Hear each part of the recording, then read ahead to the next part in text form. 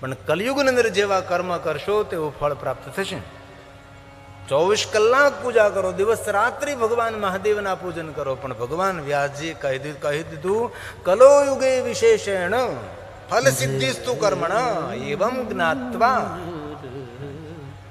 ભગવાન વ્યાસજી કહ્યું કે આ સમયમાં પૂજા કરો તો આવું ફળ મળે છે, આ પુષ્પોથી પૂજા કરો તો આવું ફળ મળે છે. પૂરા પુષ્પોનું વર્ણન છે, કમલેર પુષ્પેર બિલ્વપત્રે ચ. લેકિન ભગવાન વ્યાસજીએ સ્પષ્ટતા કરી છે કે આ બધી જ પૂજાનું વર્ણન હું કરું છું, પણ કલિયુગની અંદર આ બધી જ પૂજા તમે કરતા રહ્યો, પણ જો કર્મ ઠીક નહીં બને તો કોઈ પૂજાનું ફળ નહીં મળે. આવું ભગવાન વ્યાસજીએ કહ્યું છે. શિવપુરાણ ગ્રંથની અંદર ઘણી બધી પૂજાનું વર્ણન છે કે કમલ પુષ્પ મહાદેવને ચડાવવાથી કેવું ફળ મળે, કરણના પુષ્પો ચડાવવાથી કેવું ફળ મળે, બિલુપત્ર મહાદેવને ચડાવવાથી કેવું ફળ મળે, બધું જ વર્ણન છે, જેને પુષ્પ પૂજા કહેવાય છે. પણ એ પહેલા ભગવાન વ્યાસજી કહ્યું એવમ જ્ઞાતવા નર કુર્વન, હે મનુષ્ય તું સાંભળ, જેવા કર્મો એવું ફળ મળશે. એવમ જ્ઞાત્વા નરઃ કુર્વન. યાદ રાખજે તું, હું તને બધું મહાત્મ્ય સમજાવું છું કે કેવી પૂજા કરવાથી કેવું ફળ પ્રાપ્ત થાય છે. પણ જ્યાં સુધી કર્મ ઠીક નહીં બને ત્યાં સુધી કોઈ ફળ પ્રાપ્ત નહીં થાય.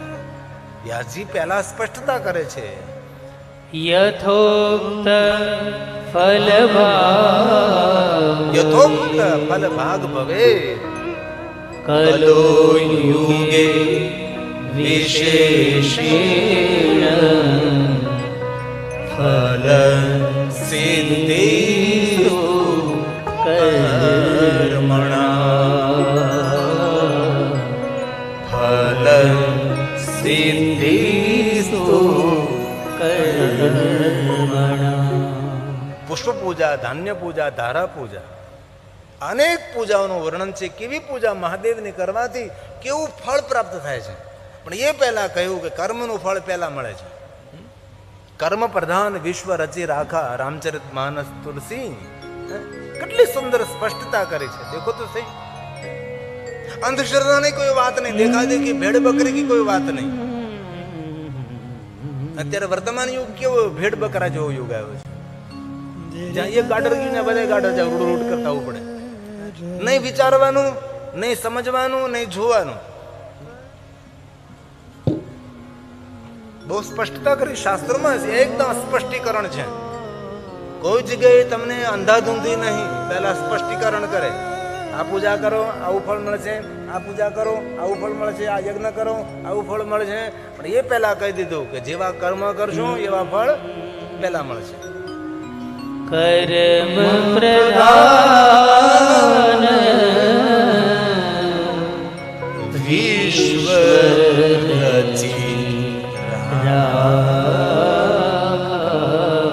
અંતઃપૂર્ણનો મત એક જ હોય ભાઈ. ભલે શિવ મહાપ્રદ ગ્રંથમાં સંસ્કૃતમાં કહ્યું તો ચોપાઈમાં કહ્યું, બાકી વિચાર ભેદ નથી. વિચાર તો એક છે, શબ્દો ભેદ હોઈ શકે છે, દ્રષ્ટિ તો એક છે. આ તુલસી કહે છે કર્મ પ્રધાન. કર્મ પ્રધાન વિશ્વ રચી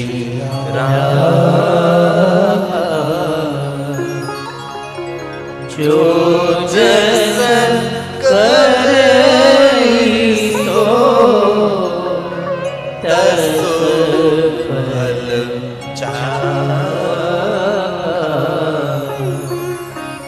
જો જસન કરીસો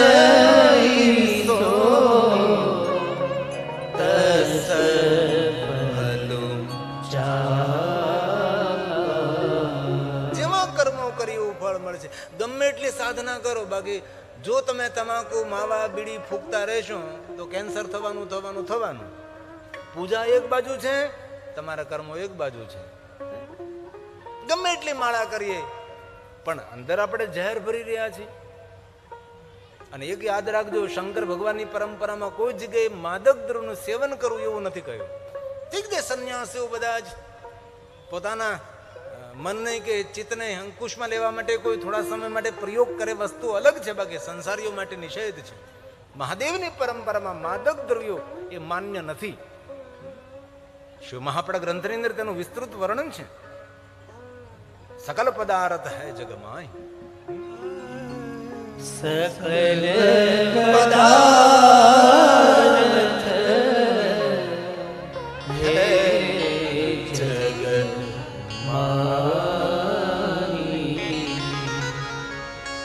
સકલ પદાર્થ હે જગમાય, પરંતુ કર્મહીન નર પાવત નારી. બાળક હાથ પગ હલાવે ને તો મા તેને દૂધ પાય છે. તેથી આળસ તો શૈતાનનું ઘર છે, આળસ તો ભૂતનું કારખાનું છે. બેઠા બેઠા જીવનનો સમય વિતાવવો એ તો મોટો ભગવાનનો ગુનેગાર છે. કર્મહીન કર્મહીન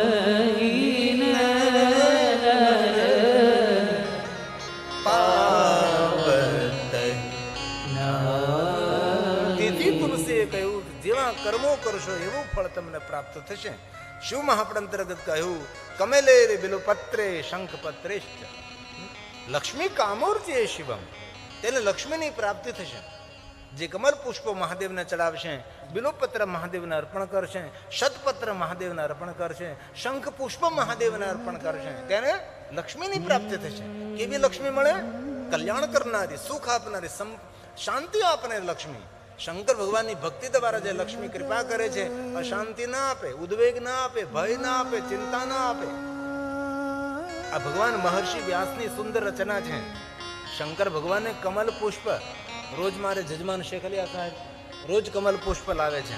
અહીં તો આપણે આ બાજુ તો કમલ ઓછા થાય છે, જે સરોવર હોય તો કમલ થાય છે. કમલ પુષ્પ મહાદેવને પ્રિય છે. હર્ષે સહસ્રમ કમલ બલિ માધાય પદયોર યદેર કો નહીં, સહસ્ર કમલ મેં હો રહે ધારી કે નહીં પરીક્ષા તબે હી પુરારી. એક કમલ પ્રભુ રાખે ઉજોય, કમલ નયન પૂજન સહસોય. કમલ પુષ્પ મહાદેવને અર્પણ કરે, બિલોપત્ર મહાદેવને અર્પણ કરે. વ્યાસ ભગવાનની સુંદર રચના છે. કમલે બિલ્વપત્રેશ. શંકર ભગવાનને કમલ પુષ્પો અર્પણ કરો, શંકર ભગવાનને બિલ્વ પત્ર અર્પણ કરો. શતપત્રે તથા પુનઃ શંખ પુષ્પે તથા દેવં લક્ષ્મી કામોર્ચે શિવમ, લક્ષ્મી કામોર્ચે. શિવની ભક્તિ કરવાથી કેવી લક્ષ્મી મળે? કામનાઓની પૂર્તિ કરનારી લક્ષ્મી મળે છે. દુનિયામાં ઘણા લોકોને લક્ષ્મી મળે છે, પણ કામનાઓની પૂર્તિ કરનારી લક્ષ્મી નથી મળતી. શિવ સાધના કરવાથી લક્ષ્મી સંપૂર્ણ કૃપા કરે છે. પરિવારનું મંગલ કરનારી લક્ષ્મી, પરિવારમાં સારા વિચારો આપનારી લક્ષ્મી ભગવાન શિવની સાધનાથી પ્રાપ્ત થાય છે. તેથી ભગવાન મહાદેવને કમલ પુષ્પો અર્પણ કરો, ભગવાન મહાદેવને બિલોપત્ર અર્પણ કરવા. એક બિલોપત્ર મહાદેવને અર્પણ કરીએ, ત્રિદલમ ત્રિગુણાકારમ ત્રિનેત્રમ ચ બિલ્વપત્ર, ભગવાન મહાદેવને પુષ્પ. અમારે સોમનાથ મહાદેવમાં બિલ્વપત્ર પુષ્પ મહાદેવને બહુ જ અર્પણ થાય. પણ એમને એક પ્રોસિજર કરી છે. એમનો સુંદર એક સુખવીન પાવડર બનાવી અને એમનાથી ખાતર પણ બની શકે છે, અગરબત્તી પણ બની શકે છે. જ્યારે હું સોમનાથ, હર સાલ અમે સોમનાથે કથા કરવા માટે જઈએ છીએ. આવતા વર્ષે પણ બીજા મહિનામાં મારે ઉમેશભાઈ નંદા પરિવાર જામનગર દ્વારા સોમનાથ મહાદેવના સાનિધ્યમાં દિવ્ય ભવ્ય શિવ મહાપણ કથાનું આયોજન થવાનું છે. અને સંપૂર્ણ કથાની વ્યવસ્થા સંચાલન અમારે સોમનાથમાં જીતુપુરીજી ગોસ્વામી સંભાળે, જે આજ કથામાં ઉપસ્થિત છે. ખૂબ તાલીઓ વડે જીતુપુરીજીને વધાવીએ, આપણે આશીર્વાદ આપીએ. આજુબાજુ કથા હોય મારે જીતુપુરીજી આવે, સોમનાથની ભસ્મ ને સોમનાથનું નમન ને સોમનાથનો પ્રસાદ લઈને આવે. આગળ ટેલિવિઝનમાં મેં જોયા ત્યારે ખબર પડી કે જીતુપુરી ઉપસ્થિત છે. કારણ કે તમને એવું લાગે કે અમને જોવે છે, પણ આટલી બધી સામે લાઇટો હોય, સામે શ્રોતાઓના ચહેરા એકદમ સ્પષ્ટ ન બતાય, પણ ટેલિવિઝનમાં તમે જ્યારે બતાવે ખબર પડે કે ઓ એકદમ નજીકથી બતાય. ખૂબ ખૂબ જીતુપુરીજી તમારું સ્વાગત છે. મારે સોમનાથથી વિશેષ પ્રકારે ઉપસ્થિત રહ્યા છે. જીતુપુરીજી ગોસ્વામી બિપિનભાઈ પુત્ર શ્રી પ્રતિક રજવાડી ડેરી પોરબંદરથી આવ્યા છે. રજવાડી ડેરી જ્યારે પોરબંદરની આસપાસ કે સોમનાથ કથા હોય ત્યારે ખૂબ સેવા આપે છે ભાઈ પ્રતિક.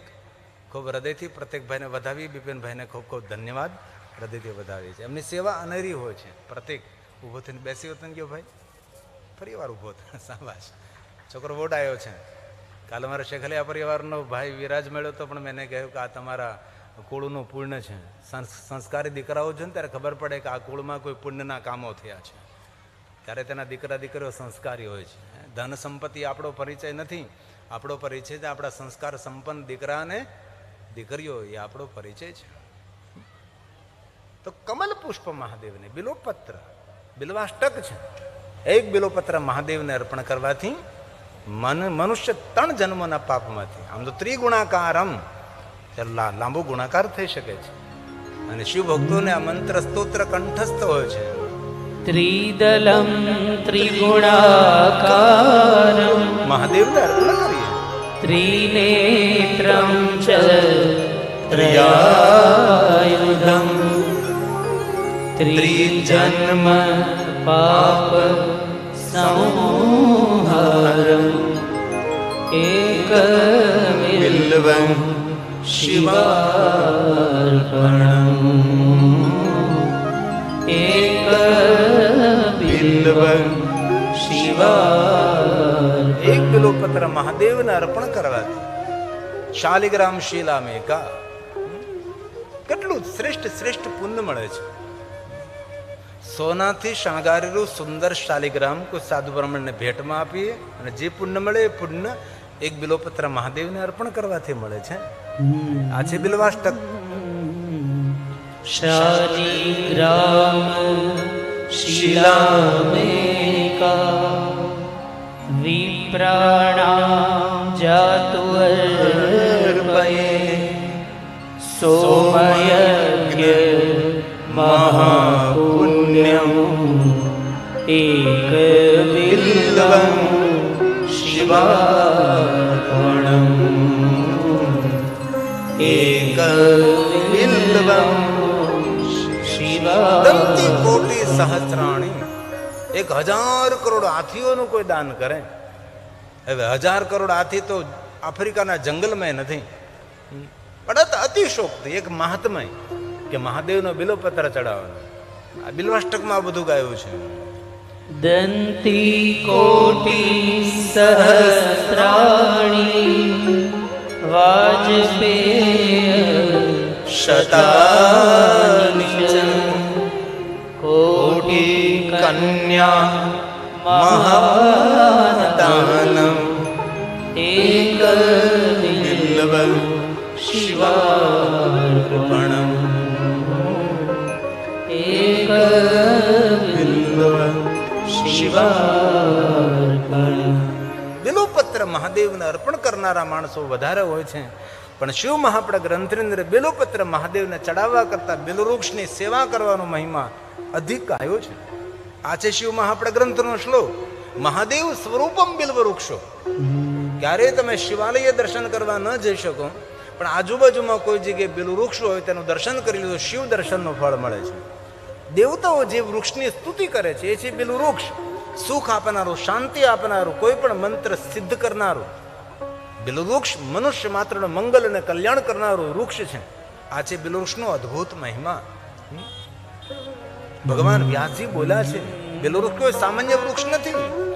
મહાદેવ સ્વરૂપોયમ સાક્ષાત મહાદેવનું સ્વરૂપ એ છે બિલ્વવૃક્ષ. દેવતાઓ જેમની સ્તુતિ કરે છે એ બિલ્વવૃક્ષ છે. બિલ્વો દેવૈરપી સ્તુતઃ યથા કંજસ્ય દીપ્તસ્ય મહિમા જ્ઞાયતે. જેનો મહિમા કેવી રીતે ગાવો? વ્યાસ ભગવાન એમ કહે છે જે વૃક્ષનો મહિમા દેવતાઓ ગાય છે, દેવતાઓ જે વૃક્ષની સ્તુતિ કરે છે, એ વૃક્ષનો મહિમા કેવી રીતે હું ગાઈ શકું છું? તેથી અવસર મળે તો બિલ્વવૃક્ષ વાવવું, જે માણસ એક બિલુક્ષ વાવીને એક બિલુક્ષ મોટું કરે છે તેને 1 કરોડ શિવાલય નિર્માણ કરવાનું ફળ પ્રાપ્ત થાય છે. અમે આખું જંગલ બનાવ્યું બેલું વૃક્ષનું, એ પથ્થરિયાળ જમીનમાં જ્યાં જંગલ બનાવી દીધું, શિવાલયો નિર્માણ કરવાનું પુણ્ય એક બિલુવૃક્ષ વાવી અને બિલુવૃક્ષને ઉછેરવાનું પુણ્ય પ્રાપ્ત થાય છે. તેથી તમારા આંગણામાં જગ્યા હોય, ઘરની પાછળ જગ્યા હોય, વાડીમાં કોઈ વ્યવસ્થા હોય તો જરૂર વધારેમાં વધારે બિલુવૃક્ષ વાવો. દેવતાઓ જેમની સ્તુતિ કરે છે, સભી દુનિયાના તીર્થો બિલુવૃક્ષની નીચે નિવાસ કરે છે. પુણ્ય તીર્થાની યાવંત્ય લોકે શું, આ શિવ મહાપડ ગ્રંથનું કહું, હું તો મધ્યસ્થી છું, હું તો એક ટીચર અને શિક્ષકનું કામ કરું છું. બાકી જે કઈ સંદેશ છે ભગવાન મહર્ષિ વ્યાસજીનો સંદેશ છે. પુણ્યતીર્થાનિ યાવન્તિ લોકેષુ પતિતાન્યપિ તાનિ સર્વાણિ તીર્થાનિ બિલ્વ